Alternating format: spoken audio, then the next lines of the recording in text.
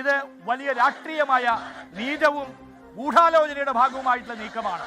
ഈ നീക്കത്തെ ജനങ്ങൾ തിരിച്ചറിയും എന്ന് ഞങ്ങൾക്ക് ഉറപ്പുണ്ട്. ഇനി ഈ വിധത്തിലുള്ള നീക്കങ്ങളുമായി മുമ്പിലേക്ക് വന്നാൽ ജനങ്ങളെ അണിനിരത്തി നേരിടാൻ തന്നെയാണ് ഞങ്ങളുടെ തീരുമാനം. ഞങ്ങൾ ജനങ്ങളെ അണിനിരത്തി നേരിട്ടതാണ് അടിയന്തരാവസ്ഥയെ. അടിയന്തരാവസ്ഥ അതിജീവിച്ച പ്രസ്ഥാനമാണ് CPIM. അതുകൊണ്ട് ഇതിനെയൊക്കെ ഞങ്ങൾ നിഷ്പ്രയാസം നേരിടും.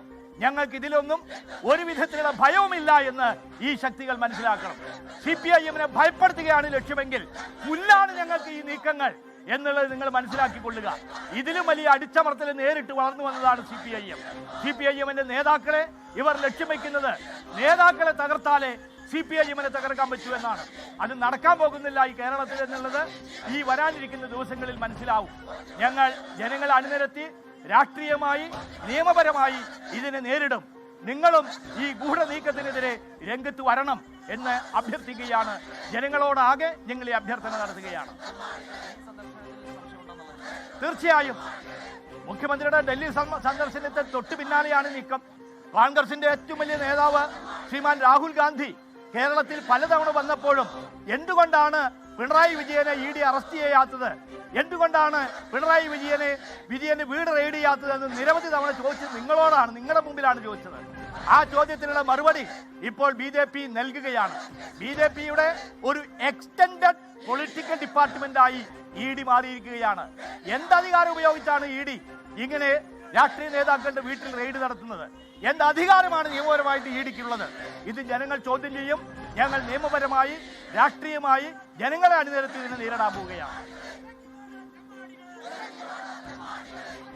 ായും പാർട്ടി പ്രവർത്തകരെ അണിനിരത്തി നേരിടുമെന്നുള്ളതാണ്, ജനത്തെ അണിനിരത്തി നേരിടുമെന്നുള്ളതാണ് NN കൃഷ്ണദാസ് പറയുന്നത്. ഇപ്പോഴും ആ റെയ്ഡ് അവിടെ അങ്ങനെ പുരോഗമിക്കുകയാണ്.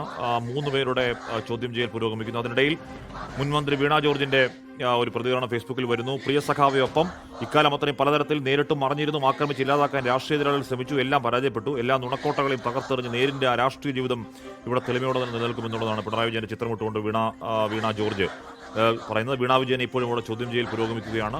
എക്സാലോജിക്ക് സിയാമാർ ഡീലാണ് ഒരുപക്ഷെ അവിടെ പ്രധാനമായ ചോദ്യം. 1.72 കോടി, പിന്നെ 2.7 കോടി എന്ന നിലയ്ക്ക് SFIO കണ്ടെത്തിയ ആ തുക എന്തിന് വാങ്ങി എന്നുള്ളതായിരിക്കും ഇപ്പോഴും അത് അത്രമേൽ വ്യക്തതയില്ലാത്ത, എക്സാലോജിക്ക് എന്ത് സേവനം ചെയ്തു എന്ന് കൃത്യമായി പറയാത്ത സംഭവം കോടതിയിൽ പറഞ്ഞിട്ടുണ്ട് എന്നൊക്കെയാണ് പറയുന്നത്. പക്ഷേ അത് പുറം ലോകത്തിന് അറിയില്ല ചെയ്തു കൊടുത്ത സേവനങ്ങൾ എന്താണെന്നുള്ള കാര്യം. പക്ഷേ അത് എന്തോ ഒരു കിട്ട്പ്രോക്കോ ആണെന്നും ആ പണം കൊടുത്തത് ഉന്നത രാഷ്ട്രീയ നേതാവായ പിണറായി വിജയന്റെ മകളായതുകൊണ്ടാണ് എന്നും SFIയുടെ റിപ്പോർട്ടിൽ അവിടെ കണ്ടെത്തൽ എഴുതി വെച്ചിട്ടുണ്ടായിരുന്നതാണ്. അതാണ് ഈ പറഞ്ഞ യഥാർത്ഥത്തിൽ രാഷ്ട്രീയ കലഹത്തിന്റെ കാരണം, രാഷ്ട്രീയ പോരിന്റെ യഥാർത്ഥ കാരണം SFIയുടെ ആ കണ്ടെത്തലാണ്. SFIO പക്ഷേ അതിൽ അവർക്ക് നിയമപരം മുന്നോട്ട് പോകാൻ അവകാശമില്ലാത്ത ഒരു ഏജൻസിയാണ് SFIO.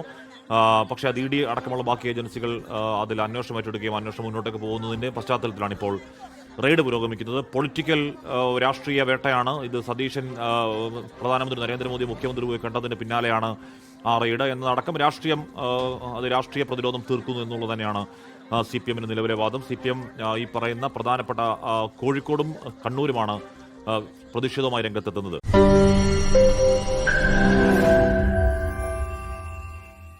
ലോകത്തെവിടെയായാലും ഏത് സമയത്തും 24 വാർത്തകളും ഓഗ്മെന്റഡ് റിയാലിറ്റി പാക്കേജുകളും എക്സ്പ്ലെയിനറുകളും വിശദമായി കാണാൻ ഞങ്ങളുടെ YouTube ചാനൽ നിങ്ങൾക്ക് സബ്സ്ക്രൈബ് ചെയ്യാം.